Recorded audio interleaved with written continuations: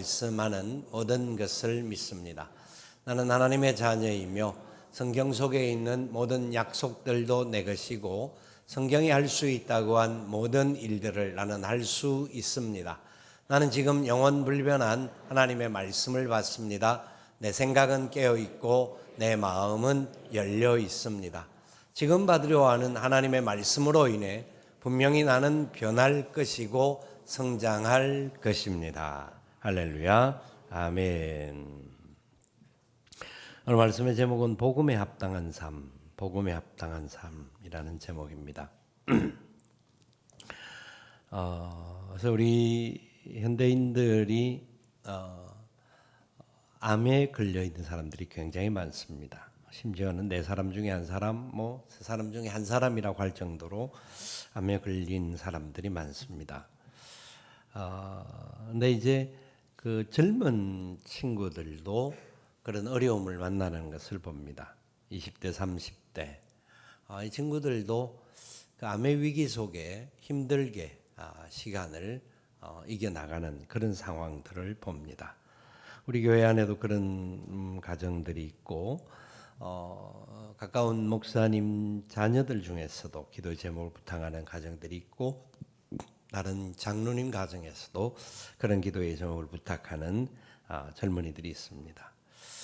왜 그들에게 그런 아픔과 어려움들이 생기는지 우리가 다른 어떤 말로 설명이 되어질 수 있는 부분은 아닙니다. 함께 기도할 수밖에 없고 아파할 수밖에 없고 그 과정 속에서 하나님께서 허락하시는 놀라운 뜻들을 발견하는 그런 길밖에 없다라는 것을 알게 됩니다. 뿐만 아니라 우리는 우리의 삶의 자리 속에서 이런저런 많은 상처들을 받죠. 이런저런 상황의 문제들 때문에 받을 수 있는 상처, 과거에 받았던 상처 위에 또 덧입는 상처 등등 사람이 살다가 보면 그런 여러 가지 아픔을 경험하는 경우들이 많습니다.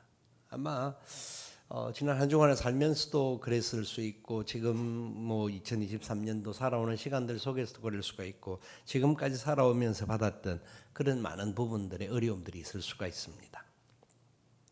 분명한 것은 그것이 더 이상 악순환으로 돌아가지 않고 회복이 되어지고 치유되어지고 그것을 통하여서 보다 더 놀라운 열매를 맺을 수 있는 부분은 없는가 생각해 볼 수 있어야 합니다. 신앙생활을 하는 과정 속에서 우리는 마음은 원해로도 육신이 약하다 고백할 때가 많습니다.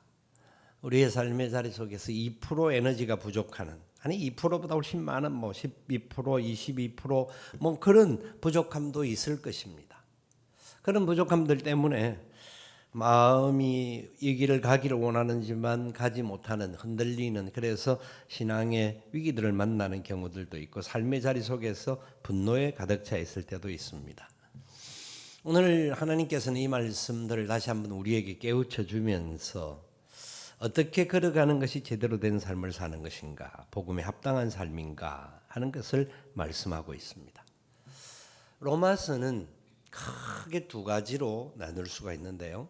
1장부터 11장까지는 로마서의 원리를 이게 로마서의 핵심 원리, 복음에 대한 설명을 하는 겁니다. 그래서 서술형들이 많습니다. 이것은 이것이다. 복음은 이런 것이다. 구원을 주신 하나님의 능력이 된다. 복음을 가지고 있는 사람은 죄책감을 이기게 되고 복음을 가진 사람 성령 안에서 생명의 성령의 법이 죄와 사망의 법에서 이기게 된다. 우리가 1장, 6장, 8장을 통하여 살펴봤던 내용들이 그 다 서술 형태로서 우리가 그럼에도 불구하고 우리가 연약하고 부족하고 막 넘어질 수밖에 없는 자들인데 복음 안에 있으면 복음의 은혜로 승리하게 된다 하는 설명들을 많이 제시하고 있습니다.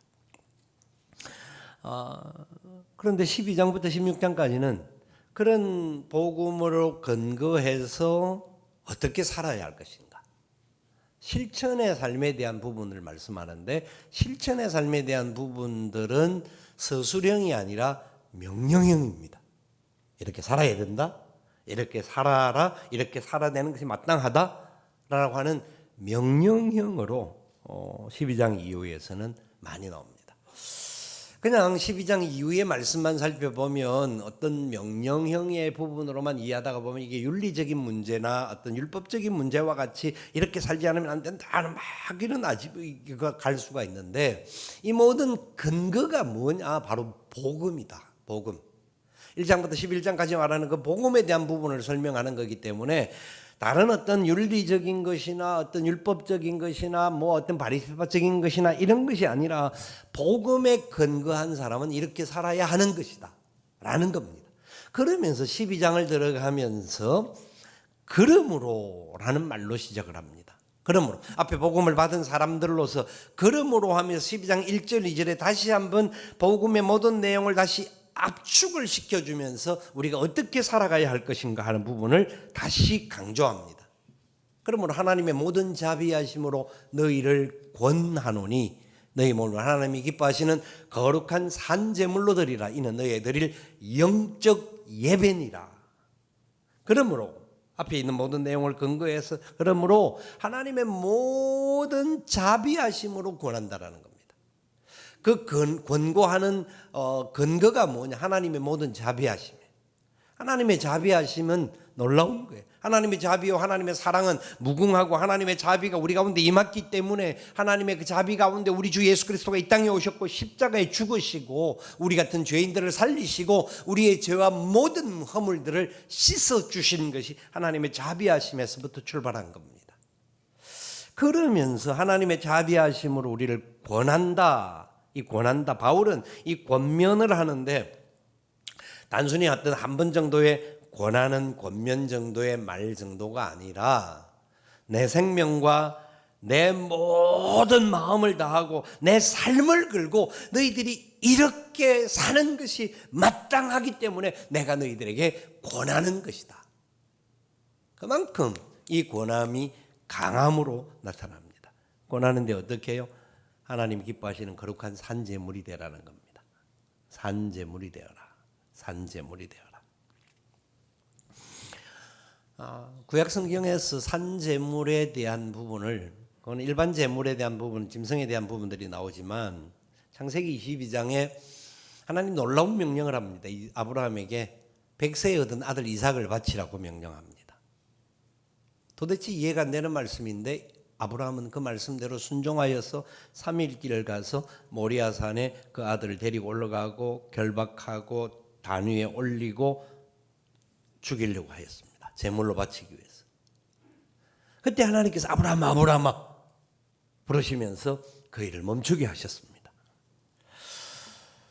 산제물을 창세기가 시작되는 과정 속에서 아브라함을 통하여서 그런 역사를 보여주셨던 이유가 그 이삭은 실제로 그 제단에서 죽은 거나 마찬가지입니다.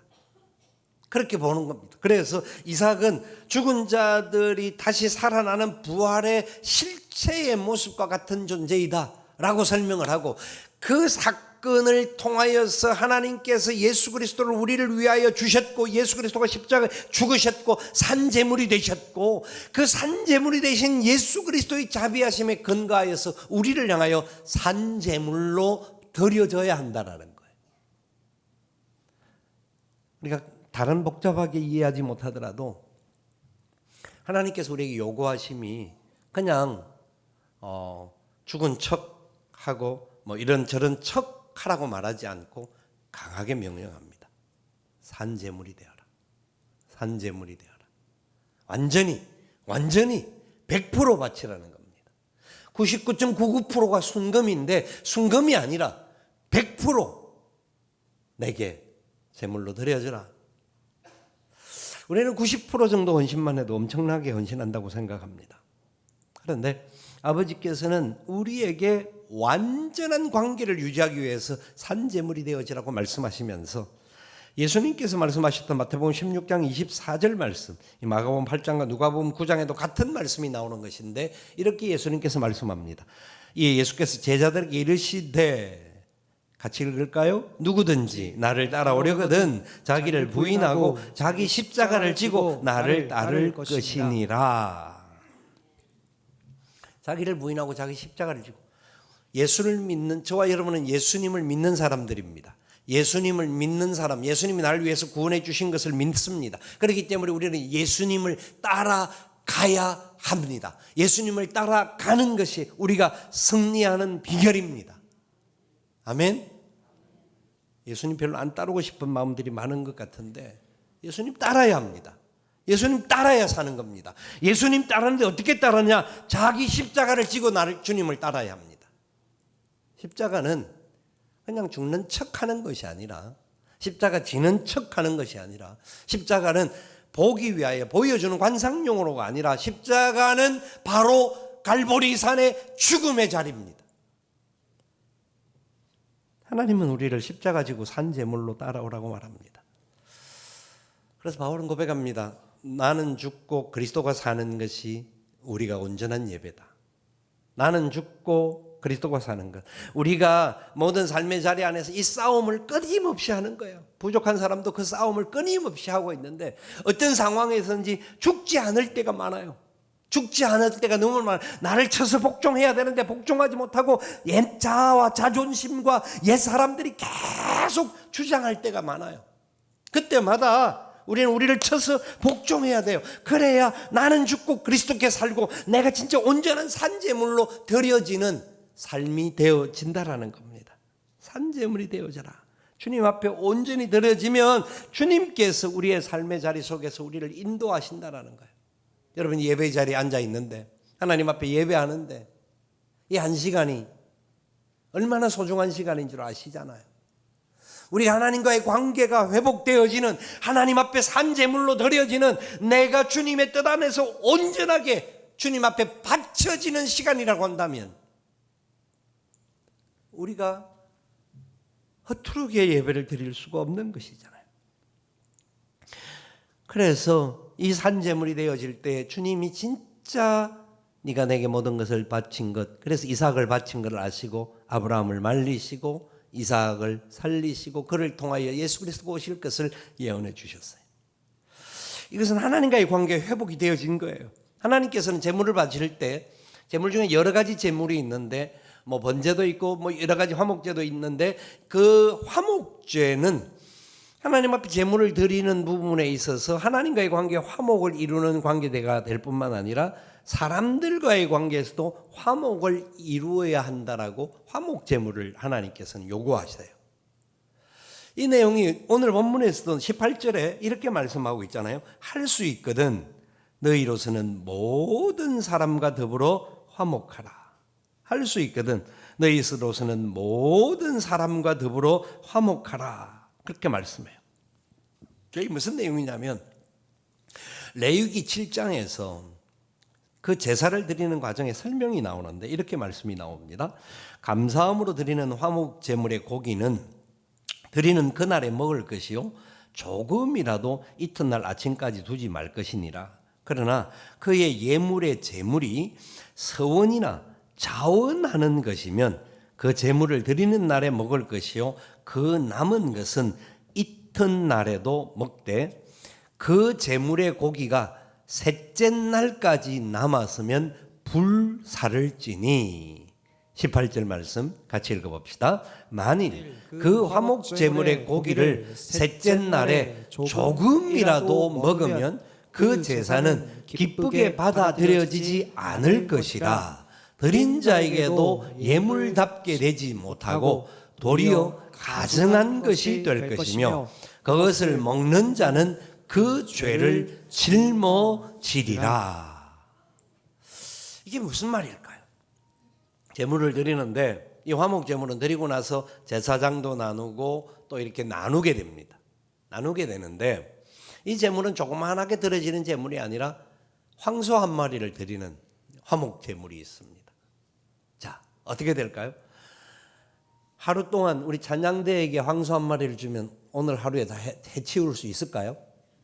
그러면 내가 줄래. 뭐 못 먹어요. 아무리 줘도. 집에 가져가는 거 말고 이 자리에 앉아서 다 먹어야 되면 못 먹어요. 이튿날까지 해도 쉽지 않아요. 황소 한 마리를 다 먹기는 결코 쉽지 않아요. 그런데 하나님께서 첫째 날 먹게 허락하시고 둘째 날까지 먹게 하시는데 셋째 날 먹으면 안 된다는 거예요. 셋째 날 남아있는 거 불살라라는 거예요. 불살라라. 불살라라. 그리고 그 먹는 사람은 불살하지 않고 그냥 먹으면 그 제사가 받아들이지 않을 뿐만 아니라 먹는 사람은 화가 임한다라는 거예요. 왜 그럴까요? 화목제물이기 때문에 그렇습니다. 화목제물은 황소 한 마리를 잡으면 최소한 300kg에서 400kg, 450kg 고기가 그렇게 나올 수가 있어요. 그러니까 몇 건이에요 도대체? 1,500건 가까이, 1,500건까지도 안 돼도 지금 엄청 많아요 좌우지가. 계산을 해보면 한 1,500명 정도 먹으면 그냥 한 끼 식사로는 먹을 수 있는 거예요. 하루에 한 사람이 10배를 먹는다고 해도 10인분을 먹어도 150명은 먹어야 돼요. 우리 전향대가 하루 만에 잘 못 먹어요. 30인분씩 먹어도 그걸 다 못 먹는다라는 거예요. 자, 그래서 주님께서는 이것을 처음에는 사람들이 바치고 나서 자기들끼리 먹을 수 있었어요. 첫째 날 먹고 둘째 날까지 먹는데 셋째 날 남은 것은 무조건 데워야 되니까 생각해 보니까 동네 사람들 다 불러라는 거예요. 우리 공동체에 있는 모든 사람들. 왜? 그동안 저 인간만 안 보면 좋고 거의 꼴 보기 싫고 저 인간 때문에 내가 마음 자존심 상하고 막 힘들었던 그런 사람들이 있는데 이 기회에 같이 와서 같이 고기 먹으면서 같이 나누면서 하나님과 화목할 뿐만 아니라 사람들과의 관계 속에서도 화목이 일어나게 하라. 이게 하나님의 산재물, 제물을 드리는 놀라운 원리 속에 담겨져 있어요. 여러분, 사람이요 코밑이 즐거우면 마음이 열린다고 그래요. 이게 목구멍 코밑이면 입에 뭐가 들어가면요 먹으면은 그런 관계들이 회복이 돼요. 그래서 하나님께서 같이 먹게 하고 그 뜻을 이루게 하신다라는 거예요. 이게 여러 하나님께서는 하나님과의 관계뿐만 아니라 사람들과의 관계 속에서도 화목을 하게 하는 놀라운 역사를 제물을 통하여 이루셨던 거예요. 그러면서 하나님 뭐라고 하십니까? 너희 몸을 하나님이 기뻐하시는 거룩한 산제물이 되라는 거예요. 기뻐한다라는 말이 무슨 말일까요? 이 말은 하나님이 받아들여질 만한 하나님께 걸맞는 제물이 되어야 된다. 무슨 말이냐면 마태복음 7장에 보니까 나더러 주여 주여 하는 자마다 다 천국에 들어갈 것이 아니요. 읽어볼까요? 다만 하늘에 계신 내 아버지의 뜻대로 행하는 자라야 들어가리라. 아멘. 하나님 아버지 뜻. 주여 주여 내가 주님에서 이것도 했습니다. 주님에서 저것도 했습니다. 주님에서 이 열매도 맺었습니다. 이런 역사가 일어났습니다. 오 감사합니다. 그런데 주님께서는 뭐라냐면 내가 너를 알지 못한다. 내가 너를 받을 수 없다. 왜냐하면 너를 통하여서 하나님의 뜻이 나타나지 않았다. 화목의 역사가 일어나지 않았고 너를 통하여서 하나님의 그 이름이 온전하게 드러나지 못했다. 네가 진정한 산제물이 되지 못했다. 영적 예배자로 하나님 앞에 바로 서 있지 못하는 너다. 예배를 드려도 형식으로 드리고 한 시간 내가 예배 드렸으니까 이제 나는 내 마음대로 살 수 있다. 그런 인생이 아니라 100% 완전하게 주님께 바쳐지는 산제물이 되어야 한다. 나의 의지와 나의 주장이 아니라 하나님의 은혜를 생각하며 걸어가야 한다 하는 것을 말씀하는 겁니다. 내가 목사기에 내가 장로기에 내가 직분자기에 이렇게 하는 척도 할 수 있지만 그것이 아니라 네 자신을 모두 드려야 한다. 이런 말을 언급했습니다. 예배는 축도와 더불어 끝나는 것이 아니라 축도와 함께 시작되는 것이다. 무슨 말인지 아십니까? 예배는 여기에서 우리가 함께 예배를 드리지만 예배가 마치고 나가는 순간부터 우리의 삶의 예배가 시작되어지는 것이고 영적 예배가 되어지는 것이고 그 자리를 가서도 우리가 거룩한 산제물이 되어져야 한다는 겁니다. 찬양을 부를 때만 찬양대가 아니라 우리의 삶의 자리 속에서 주님의 이름을 높일 수 있는 사람들이 되어라는 겁니다. 그러면서 이런 것을 근거해서 진짜 우리가 이 땅을 살아갈 때 어떻게 사는 것이 합당한 삶인가 하는 것을 오늘 본문에서 말씀하는 거예요. 9절부터 13절까지 말씀은 성도들끼리 해야 될 말씀을 이야기하고 있고 14절부터 21절까지는 세상의 박해자들과의 관계 속에서도 이렇게 해라는 말이에요. 그래서 14절에 너희를 박해하는 자를 축복하라. 축복하고 못하지 말라. 저주하지 말라. 여러분, 박해자가 어떤 사람입니까? 과거에는 로마의 군병들, 힘 있는 사람들, 권세자들이 박해를 했습니다. 로마의 10대 박해가 있어서 엄청나게 많은 그리스도인들이 죽었습니다. 우리나라에도 일본이 박해를 해서 우리나라 성도들이 수많은 순교자가 나왔습니다. 공산당들이 박해를 해서 죽음을 당한 사람도 있습니다. 개인적으로는 믿지 않는 부모님들로 인하여서 박해를 받은 사람들도 있을 것입니다. 그런 박해는 저항할 수가 없어요. 내가 믿는 예수님 때문에, 다른 어떤 것으로 싸우는 것이 아니라 예수님 때문에 고통을 받는 것이기 때문에. 일반적으로 사람들이 박해를 받으면요, 대항을 하지 못하고 어떻게 합니까? 할 수 있는 것이 있다고 한다면 말로 저주하는 겁니다. 두고 보자. 너도 언젠간 피비린내나는 역사가 나타날 것이다. 네 꿈속에 내가 매일 나타나서 너를 괴롭힐 것이다. 피 묻은 손에 가지고 꿈속에 나타난다고 하면 그 사람이 아마 그것뿐만 아니라 엄청난 말을, 우리 이번 죽어가면서도 할 수 있는 말이 있거든요. 그러니까 가장 자기가 할 수 있는 마지막 것이 이 말인데, 그 말 속에는 박해하는 자들을 향하여 저주할 수 있는 말이 나올 수 있게 되어 있어요. 그런데 박해하는 자들에게 저주하지 말고 어떻게 하라고요? 축복하라. 축복하라. 그것이 우리가 거룩한 산제물이 되는 사람의 모습이에요. 여러분, 누가복음 6장 27절 28절에 주님이 말씀하셨어요. 너희 원수를 사랑하며 너희를 미워하는 자를 선대하며, 같이 읽어볼까요? 너희를 저주하는 자를 위하여 축복하며 너희를 모욕하는 자를 위하여 기도하라. 6절에 있는 이렇게 막 공격을 당하고 원수, 미워하는 자, 저주하는 자, 모욕하는 자의 이야기를 들으면 분노할 수밖에 없고 자존심 상하고 어떤 심령으로는 막 두려움과 불안과 여러 가지 것들이 일어날 수 있는 상황이에요. 그런 상황에 부딪힐 때도 사랑과 선대와 축복과 기도하라는 거예요. 기도하라는 거예요. 저는 어릴 때 그런 것을, 그래서 이 말씀을 근거해서 배웠던 게, 네가 힘들고 어려움을 당할 때 만약에 어떤 사람과의 관계에서 그런 어려움을 만났으면 그 사람을 위하여 축복해 줘야 된다 하는 것을 철저하게 어떤 사건을 어떤 상황을 통해서 배운 적이 있습니다. 그래서 힘들 때마다 어떤 상황이 맞추면 그 사람들을 위해서 기도하게 합니다. 그러면 하나님께서 눈 녹듯이 녹여주십니다. 은혜를 주시고, 문제는 해결이 되고 안 되고 상관없이 내 마음속에 자유를 주시고 기쁨을 주시는 것을 수없이 경험합니다. 저는 만 20살부터 전도사 생활을 시작을 해서 45년 동안 지금 목회자로 살고 있습니다. 이 목회자로 산다라는 것이 너무나 감사한 일이고 행복하기도 하고, 참 나 같은 죄인이 이렇게 쓰임 받는 것에 대해서 너무나 큰 감사도 있습니다. 반면 사람이기 때문에 여러 가지 만나는 스트레스와 안타까움과 힘든 어려움들도 살아오는 과정 속에서 또 순간순간마다 경험할 때가 있습니다. 주위에 있는 수많은 목회자들을 보고 수많은 성도들을 봅니다. 많은 상황들 속에서 진짜 어려움을 당하는, 피비린내 나는 어떻게 하면 저렇게 살아남을 수 있을까 싶을 정도로 힘들게 상황의 문제들을 해결해 나가는 분들을 옆에 볼 때가 있습니다.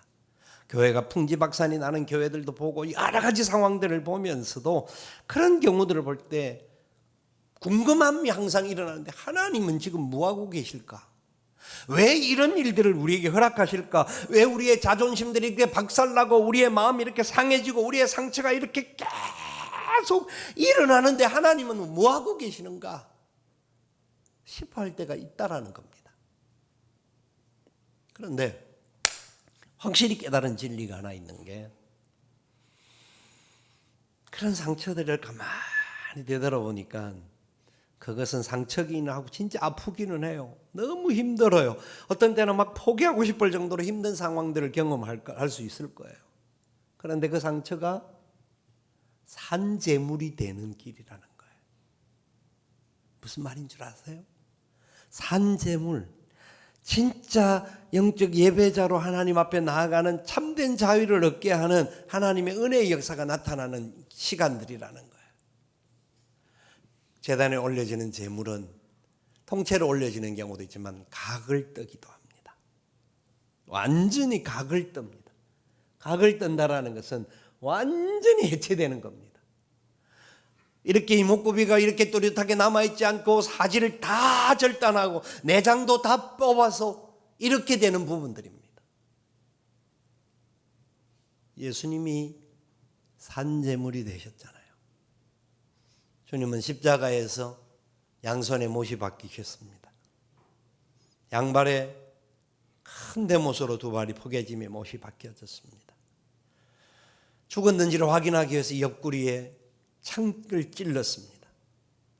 그리고 예수님의 머리에는 이미 처음부터 가시면류관을 쓰시고 그 머리에는 피가 흘러내렸었습니다. 예수님이 십자가에 달리시기 전에 신문을 받는 과정 속에 수없는 채찍을 맞으셨습니다. 온몸 그 어느 한 군데도 남김없이 몸에 상처투성입니다. 피가 철철 흐르는 그 고통을 감당하시면서도 주님 십자가에서 기도하셨습니다.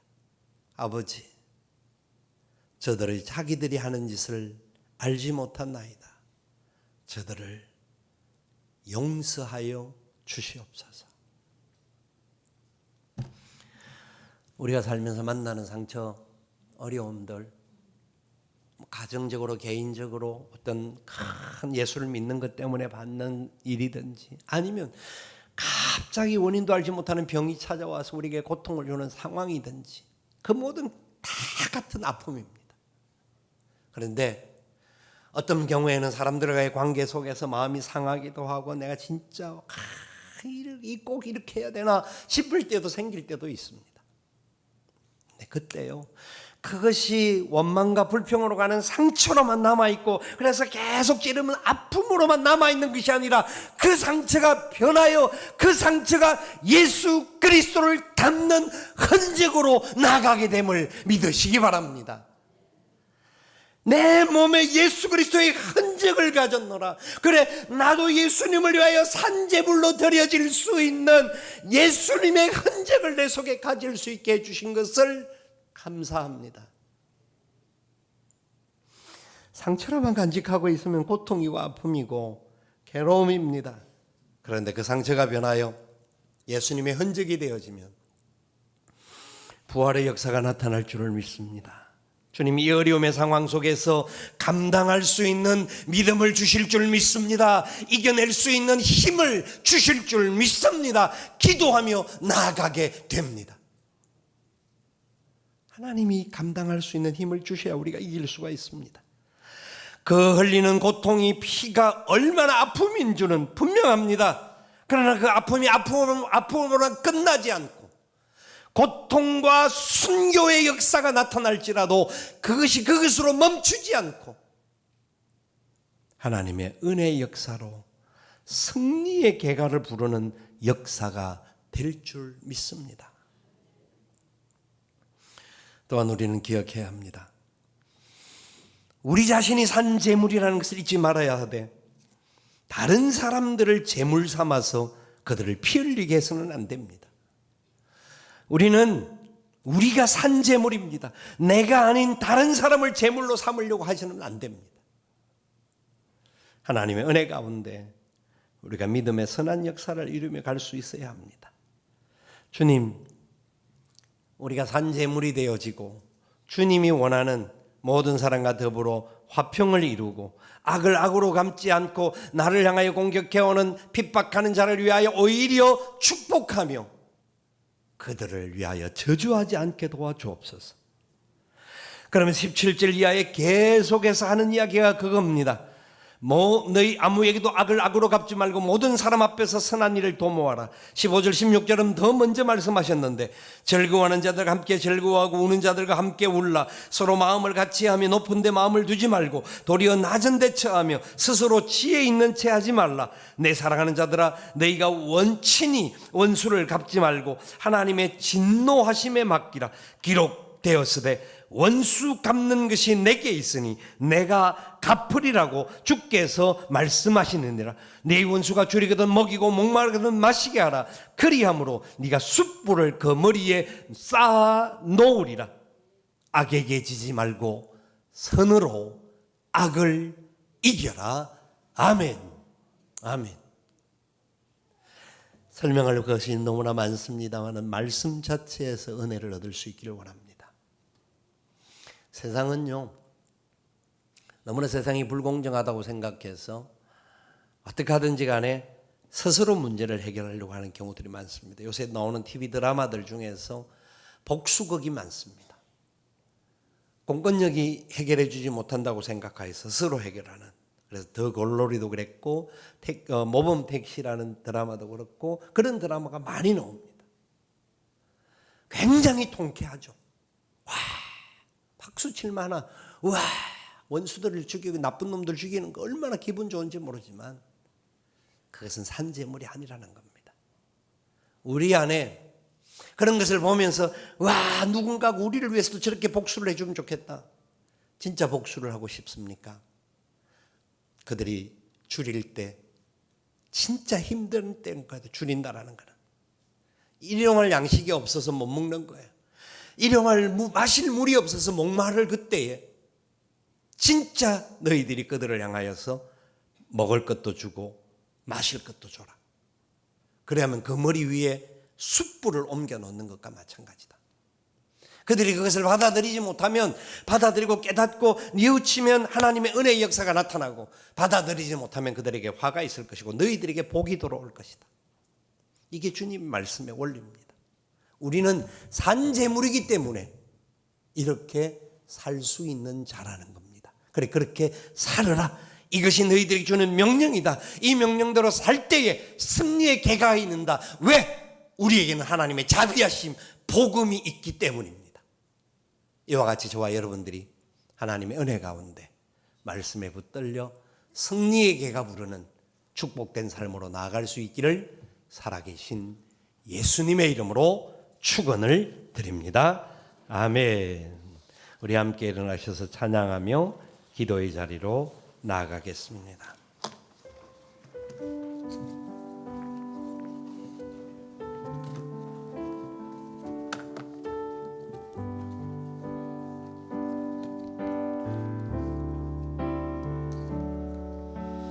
내 마음에 주를 향한 사랑이 나의 말엔 주가 주신 진리로 나의 눈에 주의 눈물 채워주소서.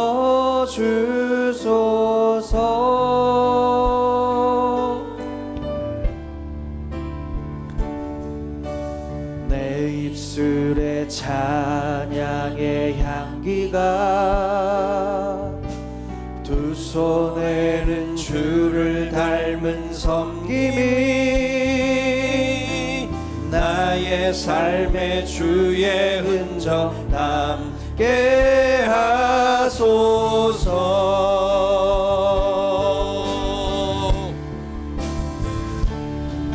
하나님의 사랑이 영원히 함께하리.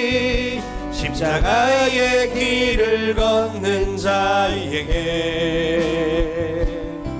순교자의 삶